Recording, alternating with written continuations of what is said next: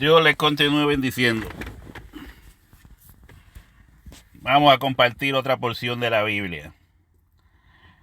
Ya usted sabe, para ver si podemos crear conciencia a estos maestros de escatología que están un poco enredados. Vamos a leer Mateo 24, no completo, una porción, y creo que era Colosenses. Así que vamos a ver. Cuando Jesús salió del templo y se acercaron los discípulos para mostrarle los edificios del templo. Respondiendo él, les dijo: ¿veis todo esto? De cierto os digo que no quedará aquí piedra sobre piedra que no sea derribada. Profecía cumplida. Esto se cumplió en el año 70, cuando el general Tito sitió a Jerusalén, destruyó la ciudad y destruyó el santuario, el templo, según estaba profetizado en Daniel capítulo 9.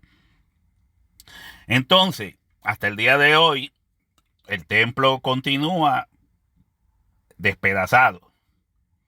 Las piedras del templo se usaron para construir otras arquitecturas romanas. Entonces,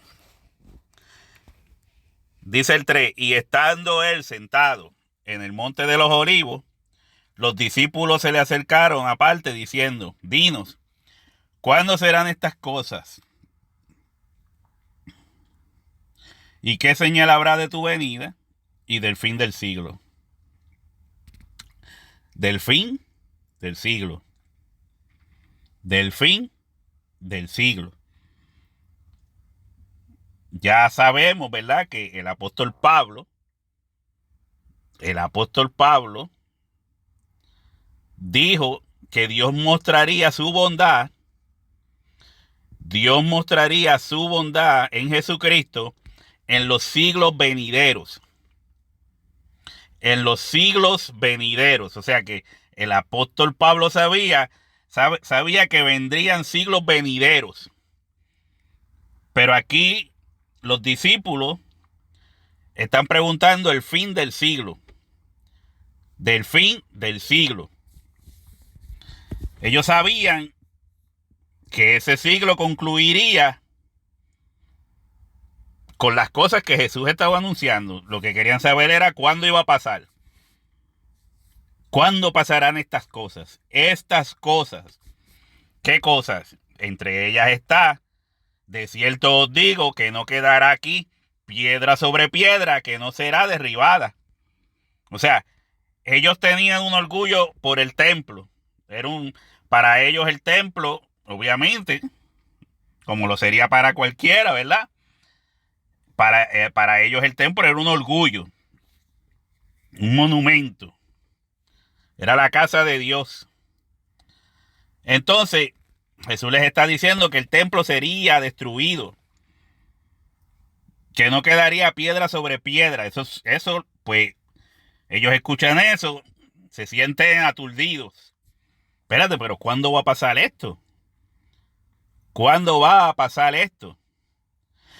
Entonces, hacen una pregunta basada en eso. Ahora, las personas se confunden cuando leen: ¿y qué señal habrá de tu venida? ¿Qué señal habrá de tu venida? Sin embargo, la venida de la cual Jesús les habla a ellos es de una venida espiritual. Jesús viene en su iglesia. Cuando Jesús estaba ante Herodes, y Herodes le pregunta si él es rey y todo esto, él dice: tú lo has dicho. Y van a ver y verán al Hijo del Hombre viniendo sobre las nubes del cielo, viniendo en su reino.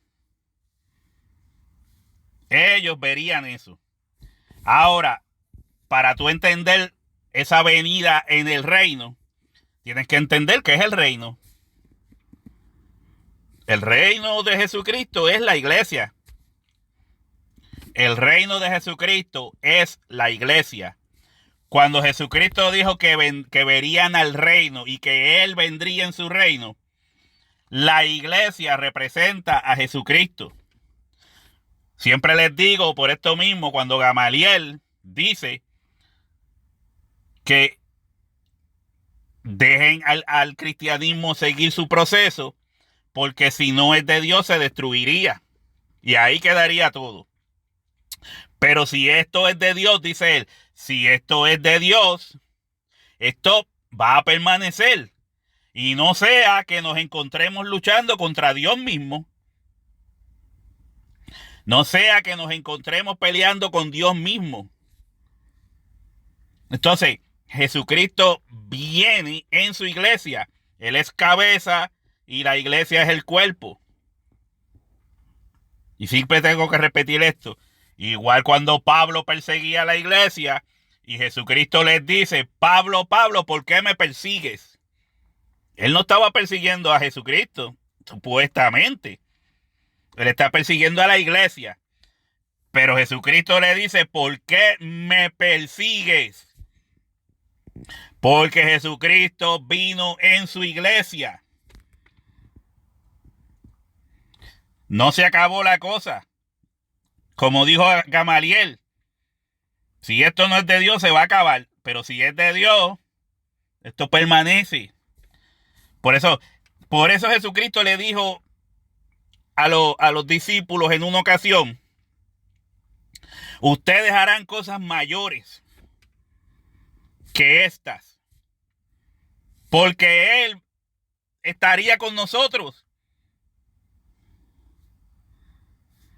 Esa es esa venida, la venida del reino. Pero hay personas que no entienden esto porque quieren ver cosas literales. Quieren ver un reino literal cayendo del cielo. La nueva Jerusalén cayendo del cielo literalmente sobre Jerusalén. No entienden el sentido espiritual. Jesucristo vendría en su reino en sentido espiritual. Jesucristo establecería la iglesia y Él vendría en ese establecimiento de la iglesia. Y el fin del siglo terminaría con la semana 70 de Daniel, esa última semana donde se le quitaría la vida al Mesías y el ejército de un príncipe vendría a destruir el santuario y la ciudad. Ese sería el fin del siglo. Por eso contamos desde Jesucristo en adelante. Eso es una cosa obvia. Una cosa obvia. Contamos desde Jesucristo hacia adelante en la era cristiana. ¿Por qué? Porque aquel siglo ya pasó. Antes de Jesucristo y después de Jesucristo. El fin del siglo sería el antes de Jesucristo. ¿Terminaría con qué? Con la destrucción del santuario y del templo. Ahí terminaría la semana 70 que fue establecida por Dios. La determinación de Dios. Dios determinó que en 70 semanas era el tiempo que le daría a Israel. O sea, eso más, tal vez para algunos sea difícil de comprender por eso, porque tienen que ver, como los judíos en aquel tiempo, tienen que ver un reino literal.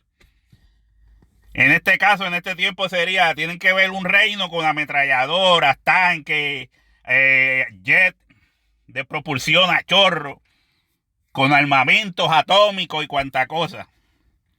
Eso para ellos sería el reino.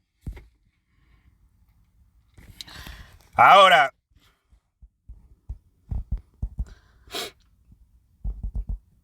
mire esto.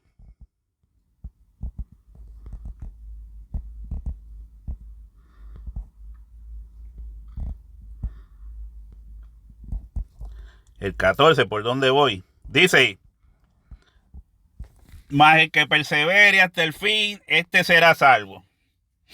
No es hasta el fin del mundo, hasta el fin del siglo.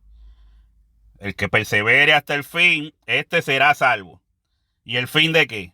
El fin de la vida. Porque muchos cristianos fueron muertos en el primer siglo. A ellos le llegó el fin de vida, de la vida material. Y estarían en el fin del siglo. Dice, por tanto, cuando veáis en el lugar santo la abominación desoladora que habló el profeta Daniel, el que le entienda, entonces los que estén en Judea huyan a los montes. Está hablando de Judea. ¿Por qué? Porque esto pasaría en Israel. En la Israel del primer siglo. Por eso les dice a los que estén en Judea. Me imagino también los que estén en Samaria. Huyan. Por eso habla de Judea. Por eso habla de días de reposo. Porque está hablando de Israel en el siglo primero. En el siglo primero.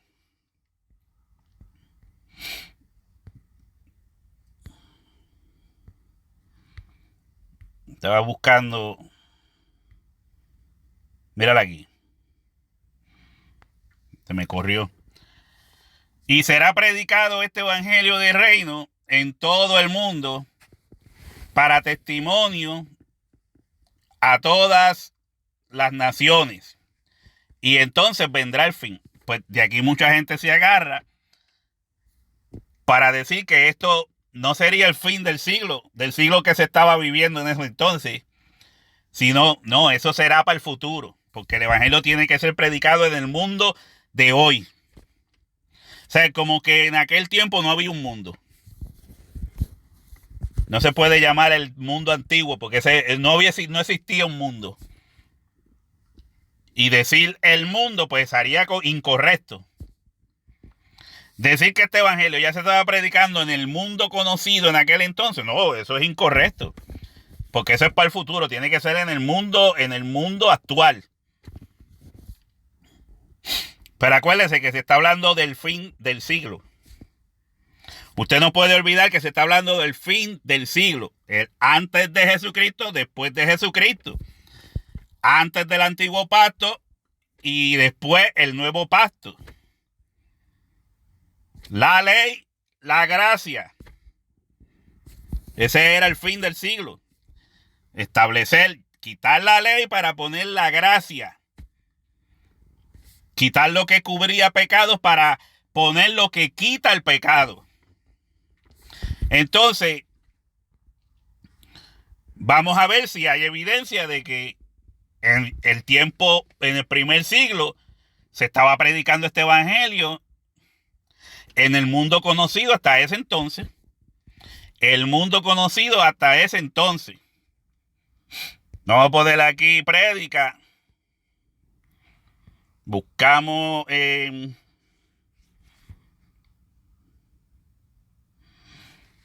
Colosenses capítulo 1, verso 23. Dice, si en verdad permanecéis fundados y firmes en la fe y sin moveros de la esperanza del evangelio que habéis oído, el cual se predica en toda la creación que está debajo del cielo, del cual yo, Pablo, fui hecho ministro. ¿Se predicaba este evangelio en el mundo conocido en aquel entonces? Sí. Y ya todavía no había llegado la destrucción de Jerusalén ni del templo. Cuando ya se estaba predicando el evangelio debajo de toda la creación. Dice, el cual se predica en toda la creación de de esta debajo del cielo, que está debajo del cielo, el cual se predica en toda la creación que está debajo del cielo. Y será predicado este evangelio en el mundo conocido hasta aquel entonces. Hasta aquel entonces, cuando cambiaría de un siglo a otro siglo. Y sabemos que Pablo dijo que Dios mostraría su gracia, su bondad en los siglos venideros. O sea, que el fin del siglo no es el fin del mundo, por favor. ¿De dónde se sacan estas cosas? Ya hay evidencia de que el evangelio se predicaba en todo el mundo en el tiempo de Pablo. En el siglo primero. Así que esto es claro, mi hermano. Vamos a corregir los errores. Dios le continúe bendiciendo. Dios le continúe bendiciendo. Preste atención.